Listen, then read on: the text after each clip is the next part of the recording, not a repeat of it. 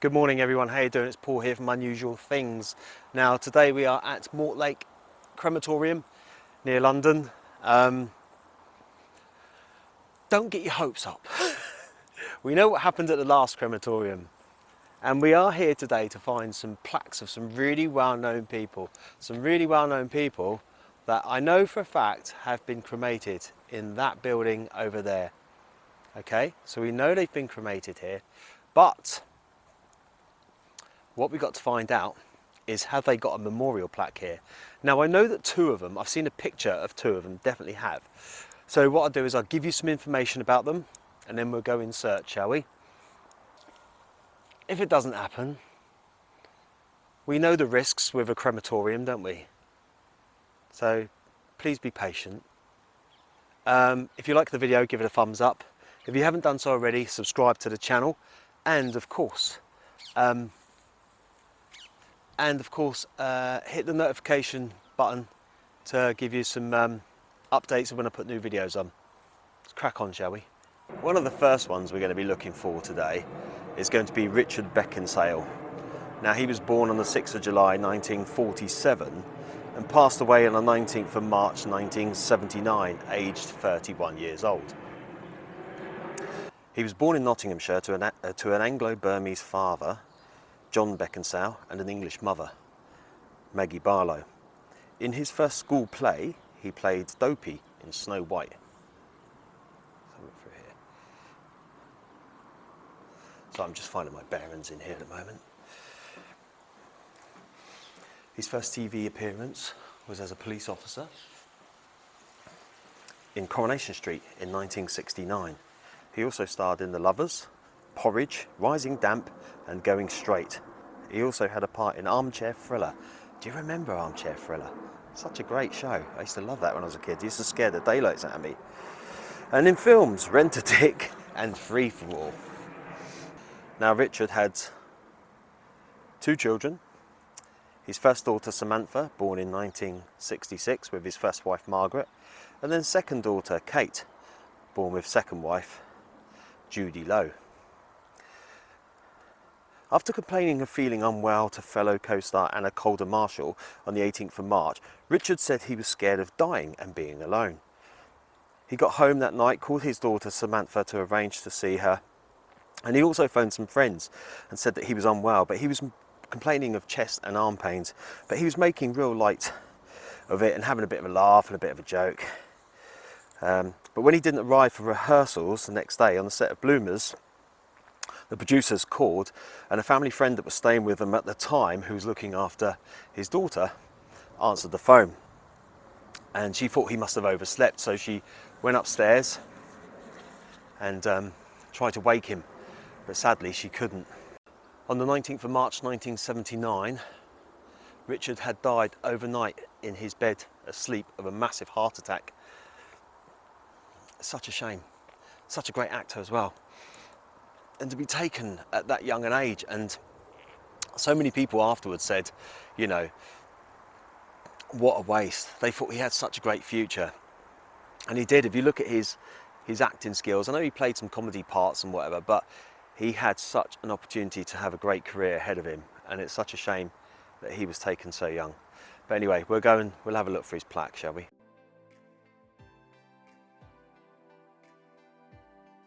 Now, one I am really hoping to see today is one of my all-time favourites. In case any of you don't know, I was a radio presenter for a few years, and as a radio presenter, one person I always looked up to and always thought he had a great, fantastic sense of humour was Kenny Everett. Now, Kenny Everett was born on the 25th of December 1944, and he died on the 4th of April 1995 at the age of 50 years old. Again, taken way too young.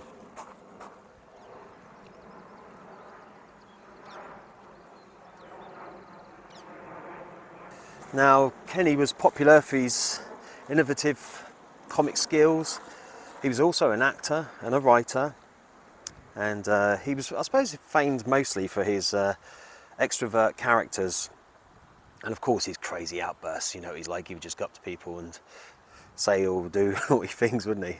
But he was both popular on TV and radio.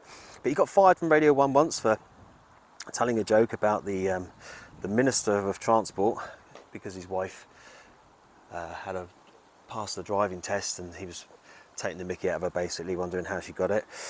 In 1984, along with Barry Cryer. Do you remember Barry Cryer? He was an amazing writer who wrote so many great comedy skits and for so many great comedians as well, and TV shows.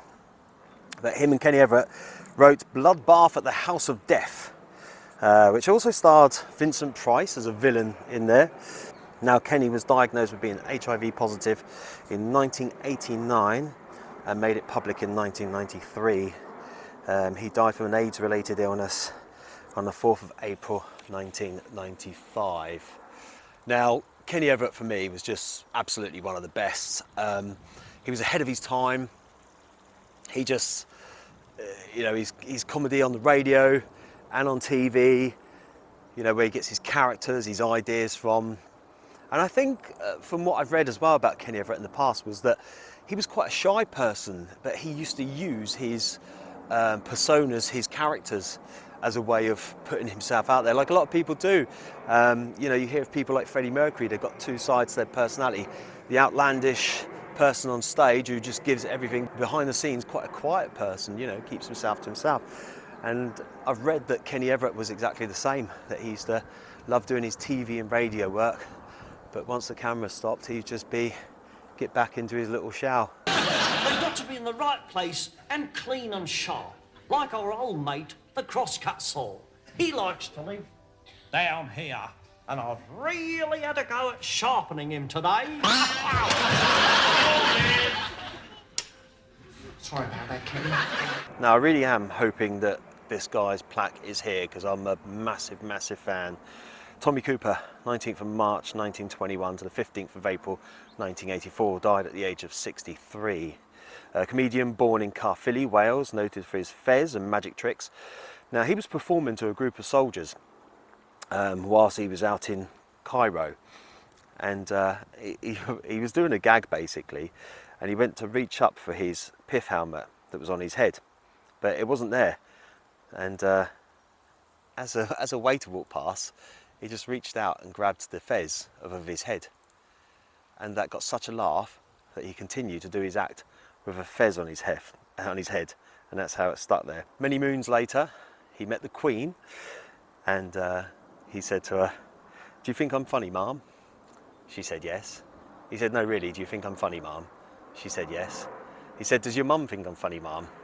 She said yes. He said, "Can I ask you a personal question?" She said, "Well, you can, but I don't know what the answer will be."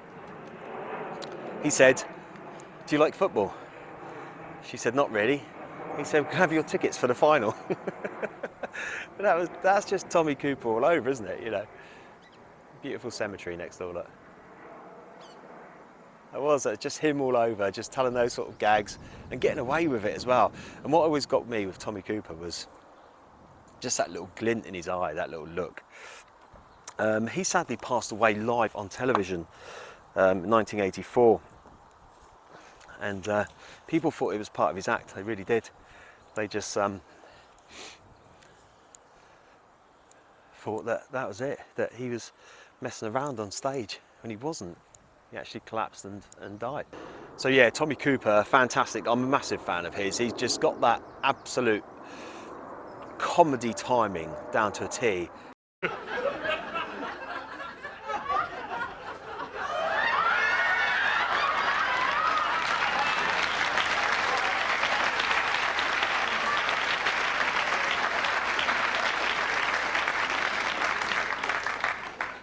It wasn't, was it? And he was a really good magician, and people, when he used to mess around and whatever, another plane, sorry about this, we either get crows or planes, don't we?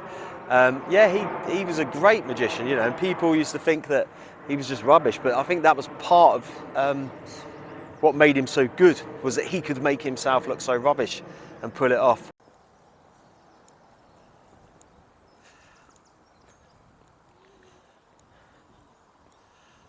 Let's have a little walk up here.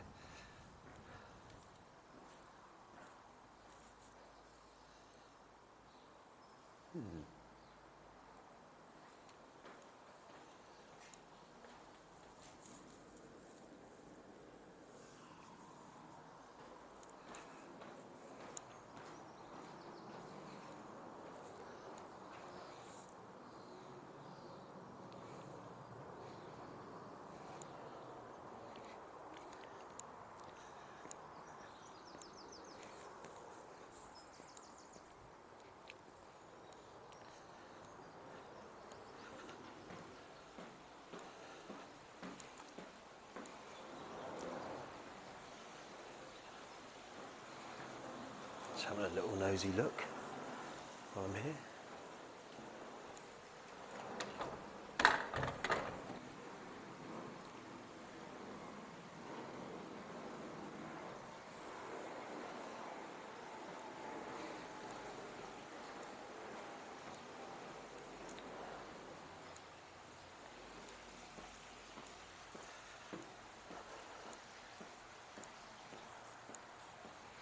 Right, let's have a little look, shall we?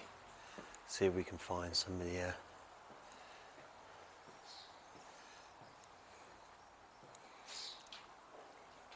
Now, as usual, when we come to a crematorium, there's always lots and lots of names.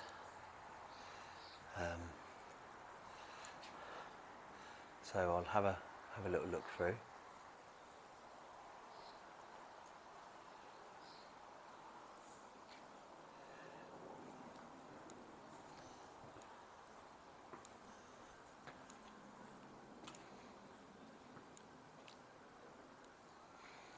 It's such a beautiful, peaceful little place.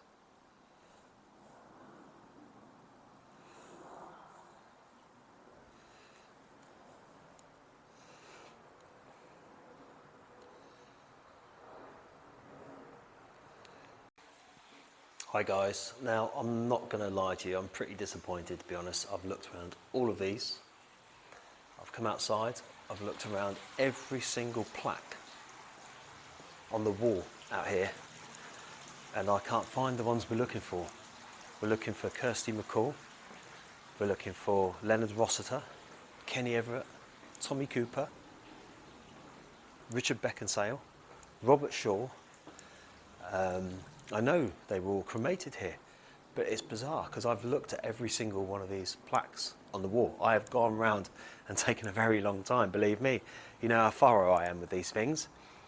And I have found a picture of Richard Beckinsale and Robert Shaw's next to each other.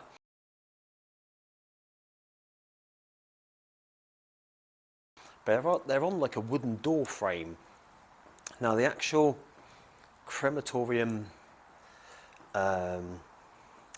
hall, you know, where you have your ceremony, where you have the actual funeral itself, isn't open. But it's very rare that they have the plaques in there because obviously there's different services going on constantly. But as you can see here, look, I've looked at all these, every single one. And it's a shame because to know that some of the people, the big names that were cremated here, you know, there's these beautiful little areas here. And as you've seen when I've been doing my walk around the area, the grass area is fantastic. But disappointed. I've searched it from head to toe. And I'm not just disappointed for myself, I'm disappointed for you guys as the viewers. Because I know you like to see the plaques as well, and I do, and that's why I come here. You know, I don't mind the early mornings, the driving, all that sort of stuff, but I want to get a result at the end of it, and when I don't, I get annoyed. Not annoyed with you, not annoyed with me, not annoyed with that place. It's not that place's fault. It's a beautiful location, look at it. It's so nice. But it's just frustrating when you think why, even, well, I don't know, some of the families might not have put plaques down. But the two that I knew for certain were there, just seemed to be really hidden, I suppose is the only way I can put it. Lovely couple there, older couple. And the lady started wanting to walk around with me. She goes, I'm sure I've seen it, bless her. But I said, no, you do what you've got to do here today. You carry on doing what you've got to do. But they were a lovely couple. They just approached me, started talking. Don't know if they're going to subscribe or not. Don't know whether it's their thing. Anyway, we tried. Mortlake Crematorium. It's another creme where it's just... I don't know. Anyway, no finding it today. But hey, on to the next one. Thanks for your patience. Thanks for watching as always. But you know, like the last crematorium, we're gonna have good days, we're gonna have bad days. That's the way it is. That's the nature of what I'm doing and what you're coming here to watch, really.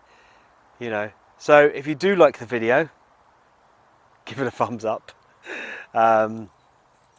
If you haven't done so already, subscribe to the channel. Look, it's gorgeous as well. It's so beautiful out today. And hit that notifications bell as well. And I will see you, yes you, I will see you on the next one. Take it easy.